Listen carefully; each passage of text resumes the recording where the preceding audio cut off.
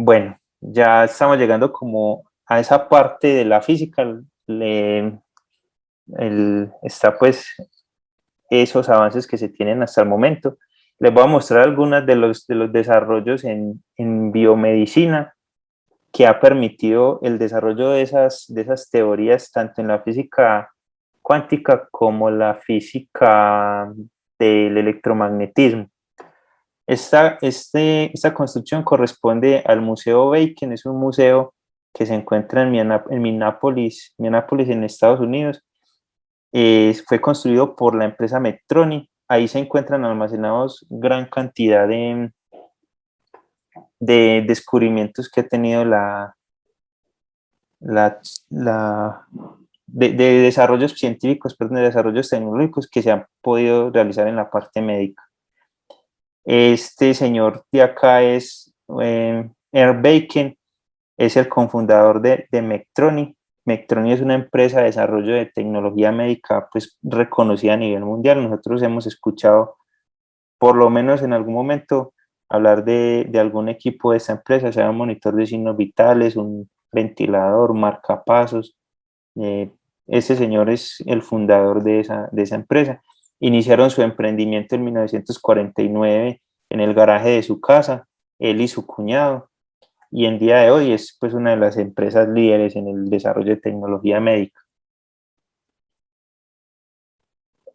Tenemos la realización del primer electroencefalograma. Tenemos a Hans Berger, neurólogo alemán, realizó la primera encefalografía en 1924. Lo que colocó fue un par de electrodos en la cabeza de su paciente y empezó a observar unas ondas que se ponían en el amplificador de señales que él colocó. Lo que él pensó que era la aplicación más, digamos, más próxima para este descubrimiento era que él iba a poder leer los pensamientos de sus pacientes o leer los sentimientos. Sabemos pues que esto está pues muy alejado de la realidad en la actualidad, no es posible hacerlo, pero a partir de eso se desarrolló una de las técnicas diagnósticas más utilizadas en la actualidad, ¿cierto? La electroencefalografía. Augustus Waller realizó la primera medición de la actividad eléctrica generada por el corazón. Este la hizo con su asistente Jimmy. Jimmy era su mascota, el perrito que vemos acá en la fotografía. Él lo que hizo fue que colocó a Jimmy, él hizo que Jimmy se parara pues en dos recipientes con solución salina y en los cuales colocó dos electrodos y empezó a medir los potenciales eléctricos en un amplificador de señales. Este experimento fue tildado pues de maltrato animal en esa época porque se pensaba pues que mediante esos dos electrodos se le estaba introduciendo algún tipo de corriente eléctrica a Jimmy, pero la verdad es que eso no, antes el que estaba generando la corriente eléctrica era el corazón de Jimmy. Este es el electrómetro capilar. Este sistema fue el que utilizó Augustus Waller para medir la electrocardiografía de Jimmy. Interesante sería que buscaran videos acerca de este equipo para que vean cómo funciona. Cambios en el potencial eléctrico hacían que una sustancia en el interior de los capilares cambiara su altura y eso era lo que se veía reflejado en esta señal. Acá pues acá hay un videito, si lo quieren pues observar. Yo estas diapositivas se las monto más tarde, junto con las de la clase pasada que no las he montado tampoco. Ese señor hizo grandes descubrimientos en esta parte de electrofisiología. Fue uno de los primeros en trazar un mapa de los potenciales eléctricos en el tórax, en el pecho después de la persona, y mostrando pues que había dos puntos de corriente a través de los cuales se trazaban las equipotenciales en el pecho. Luego, William Einthoven, el que nosotros conocemos del triángulo de Einthoven, realizó la primera electrocardiografía en humanos, ¿cierto? Este es el pionero de electrocardiografía en humanos, Augustus Waller, de la primera electrocardiografía en la historia. Este señor modificó un instrumento que se conoce como el galvanómetro de línea interesante sería que buscaran también cómo funciona el galvanómetro de línea, para que lo entiendan, ¿cierto? Él colocó pues sus extremidades en recipientes también con solución salina y empezaba a mirar cómo se presentaba la variación en la corriente eléctrica en la línea del sistema. Acá tenemos un diagrama pues más o menos explicado. Acá tenemos el campo magnético, estos son dos imanes y por el lado central tenemos un hilo por el cual está circulando la corriente que proviene del cuerpo, ¿cierto? Esa diferencia de potencial desde el cuerpo. Luego acá tiene una fuente de luz que atraviesa el imán y esa fuente de luz se ve amplificada acá en una lente. Acá tenemos una rendija horizontal y tenemos acá la sombra de la línea, ¿cierto? Del alambre. En la parte de atrás se tiene un papel fotográfico. Entonces, en la parte de atrás se está poniendo únicamente el punto de intersección entre la sombra de la línea y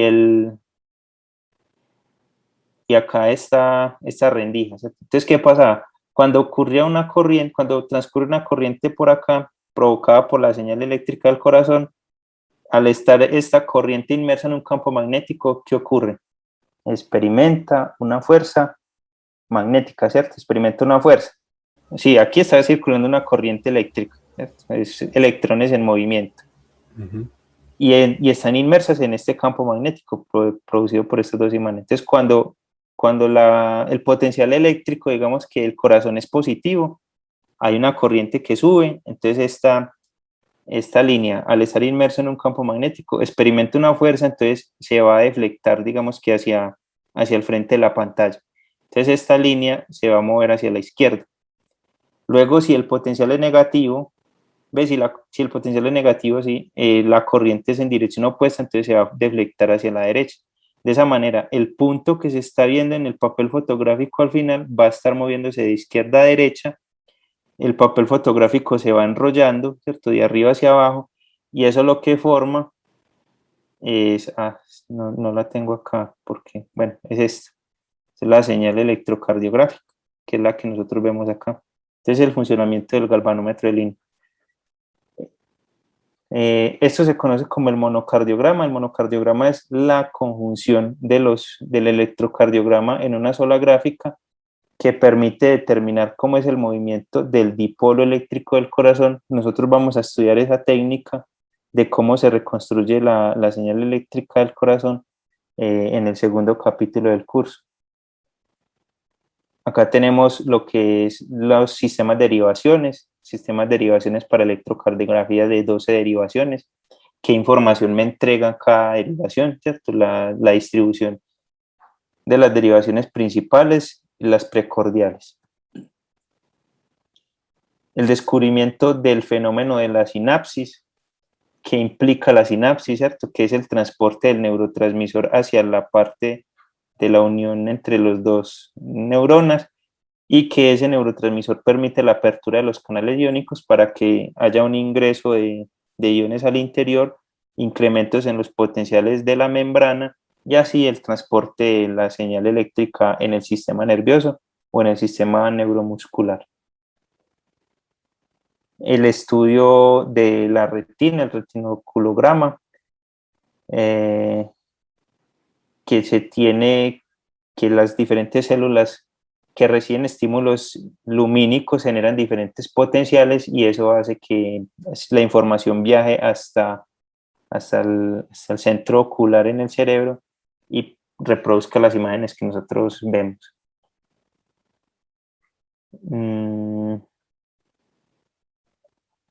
El estudio de los espectros, el espectro visible, el espectro electromagnético, eso lo vamos a ver pues más adelante. Contribuciones teóricas en cuanto a la electricidad del magnetismo. Benjamin Franklin descubre la existencia de la electricidad positiva y la electricidad negativa, de que la electricidad está conformada por dos tipos de cargas, positiva y negativa. Hermann von Helmholtz, este muchacho pues hizo descubrimientos grandiosos en todas las áreas de la física. En el área pues, de bioingeniería dio, dio como descubrimientos la existencia de los axones, la conservación de la energía y la primera ley de la termodinámica, la velocidad de conducción del impulso nervioso. Esta es otra teoría que se mira, fuente de doble capa, y la teoría del ángulo sólido para determinar los potenciales eléctricos en el cuerpo. El principio de superposición, que es muy mencionado, que cuando dos sistemas son lineales, tienen respuesta lineal, es posible determinar la respuesta del sistema completo haciendo el análisis por separado de diferentes sistemas. Eso pues lo vamos a ver más en detalle más adelante. El teorema de reciprocidad, que me dice que si yo tengo la fuente en el interior del cuerpo y la estoy observando desde el exterior, es similar a cuando yo tengo la fuente en el exterior y el fenómeno lo quiero reproducir en el interior, ¿cierto? Como introducir el fenómeno en el interior. Este es von Helmholtz.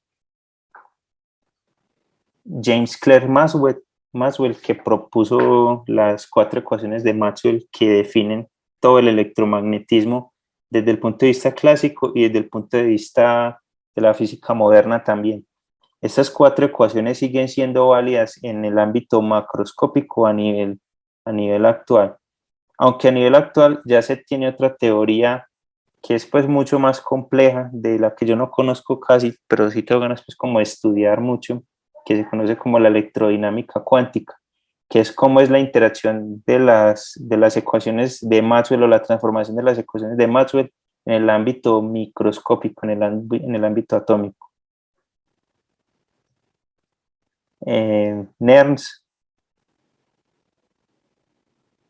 planteó una ecuación que relaciona los fenómenos electroquímicos, es decir, la variación en la concentración de los iones con los cambios en los potenciales, una ecuación que sirvió para el desarrollo de lo que son todas las baterías, lo que son sistemas electrolíticos, lo que es todo lo que es la electrólisis, o sea, todo el estudio de la electrólisis a nivel eh, tecnológico, a nivel científico, y que explica de cierta manera cómo es el comportamiento del movimiento de los iones a nivel celular. Esto es una ecuación que nosotros vamos a ver más adelante también. Y acá pues una tablita como de resumen de cómo son los avances en la parte de estimulación, de medida, ¿cierto? Y pues como un resumen un poquito vago de lo que son los avances. Y esa es pues como la parte de la historia que nosotros tenemos acá, muchachos.